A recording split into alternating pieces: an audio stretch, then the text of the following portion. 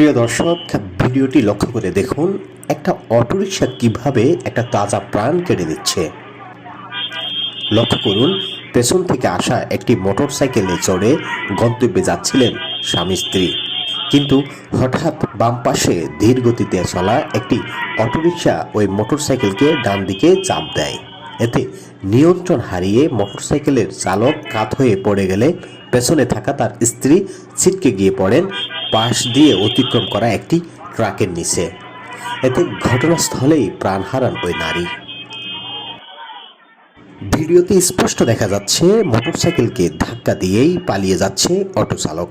তার গাড়িতে থাকা যাত্রীকেও দেখা যাচ্ছে দৌড়ে নেমে যেতে। প্রিয় দর্শক, এই দৃশ্য দেখার পরও কি বলবেন অটোরিকশা সড়কে ঝুঁকি তৈরি করছে না? হ্যাঁ, হয়তো দুর্ঘটনা প্রায়শই বিভিন্ন বাহনেও হচ্ছে, কিন্তু অটোরিকশার অদক্ষ চালক এবং অনিয়ন্ত্রিত গতি ঝুঁকিটা বেশি তৈরি করছে।